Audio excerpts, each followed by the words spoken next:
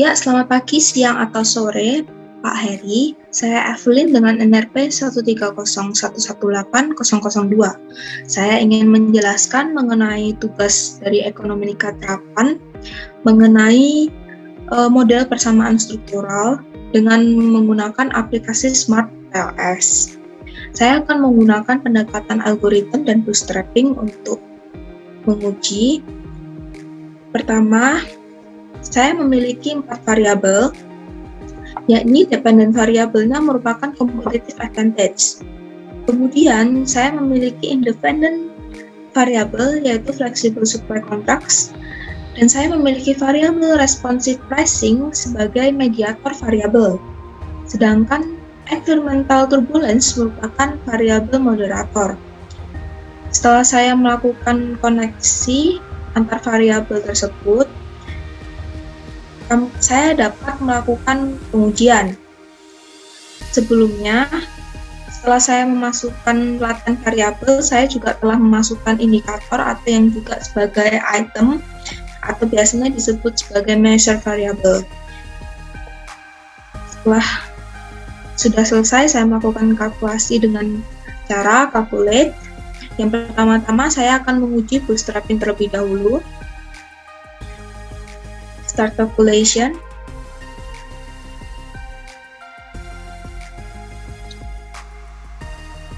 Nah, setelah saya melakukan pengujian, dapat terlihat hasilnya T statistik itu berada di angka 2,5. Dapat terlihat, hal ini menunjukkan bahwa data ini berpengaruh signifikan, yaitu berpengaruh signifikan di angka 5% ya. Hal ini terbukti dari p-value yang memiliki nilai mendekati 0%. Dapat terlihat nilai p-value berwarna hijau yang artinya sudah signifikan datanya. Kemudian kembali ke data awal, kemudian saya akan melakukan uji PLS algorithm. Start calculation. Kemudian setelah melakukan pengujian, kembali ke data awal. Nah, dapat ditemukan setelah melakukan pengujian akan keluar hasil loading factor. Loading factor ini harus di atas 0,7 atau 0,75 agar data itu termasuk data yang valid atau reliable. Dapat terlihat bahwa pada flexible supply contracts ini loading factornya sudah di atas 0,75, jadi sudah valid. Kemudian di responsive pricing juga datanya di atas 0,75. Pada competitive advantage juga datanya sudah valid. Nah, pada data environmental turbulence di sini terdapat data yang kurang valid, seperti pada ET0 environmental turbulence nomor 6 ini datanya 0,6 dan ada yang juga 0,47 yaitu ET11 dan juga 0,647 pada ET13. Nah, bagaimana kalau misalnya ada data yang kurang valid seperti ini? Saya akan menghapus salah satu data yang kurang valid tersebut, misalnya yang 0,471 yaitu ET11, saya akan menghapus data tersebut. Kemudian setelah saya hapus, saya akan melakukan pengujian algoritma lagi.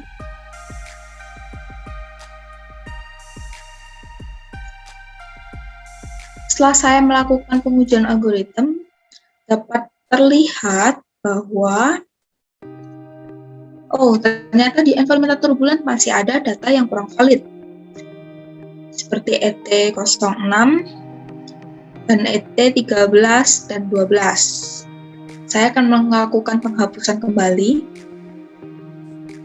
ET06 akan saya hapus. Kemudian saya akan melakukan kalkulasi kembali.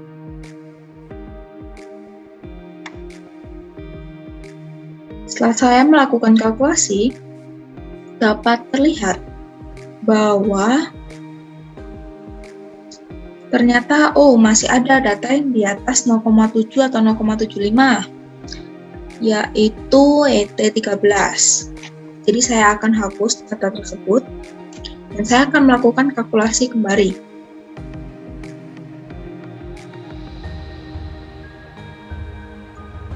Setelah saya melakukan kalkulasi, saya cek lagi datanya.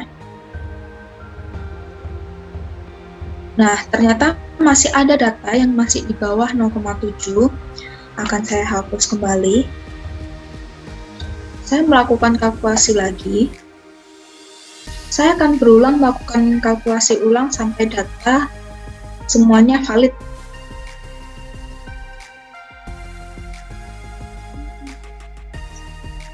Nah, sekarang semua data sudah valid di atas 0,7 dan 0,75. Setelah semua data valid, saya tetap harus menguji kembali bootstrapping untuk melihat apakah data masih berhubungan signifikan. Nah, setelah saya melakukan uji bootstrapping kembali, ternyata data masih berhubungan signifikan, terlihat statistik di atas 2,5 dan terbukti dari p-value yang mendekati 0%. Kemudian kembali ke data di awal. Setelah data sudah terlihat berhubungan secara signifikan dan semua data telah valid, saya akan melihat ke Bayes algorithm.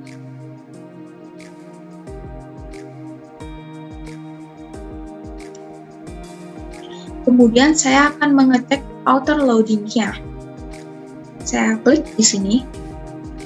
Nah, setelah dilihat outer loading-nya, ternyata datanya semuanya ideal.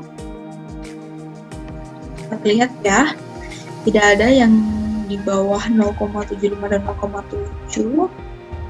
Kemudian saya akan mengecek juga data inner model.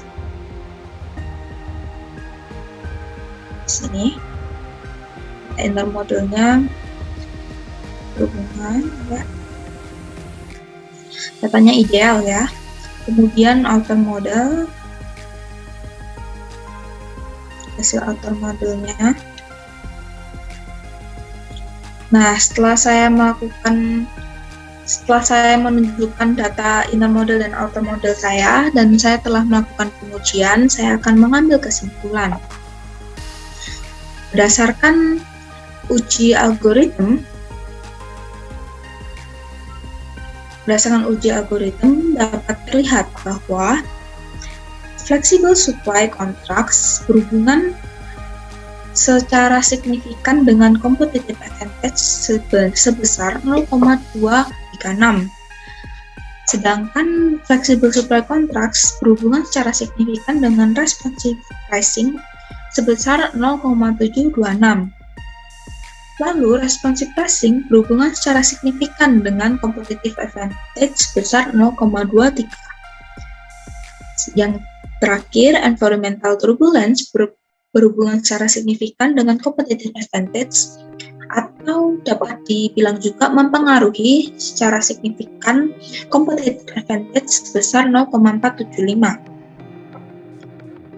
Selain itu, kalau menggunakan uji yang tadi menggunakan uji algoritma, kemudian bila menggunakan uji bootstrapping dapat terlihat bahwa flexible supply contracts akan mempengaruhi competitive advantage secara signifikan sebesar 3,691.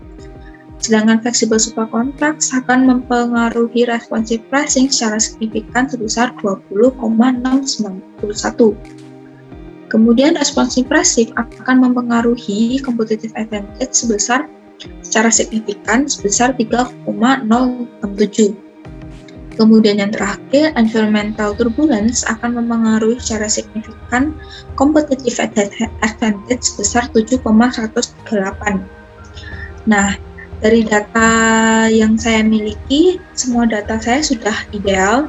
Data yang tidak ideal atau tidak valid atau tidak reliable telah saya hapus. Jadi, ini data sudah ideal dan sudah melakukan pengujian dengan algoritma dan bootstrapping dan sudah ditemukan angka signifikannya. Sekian dari hasil pengujian saya. Saya Evelyn Mentarwan. Terima kasih.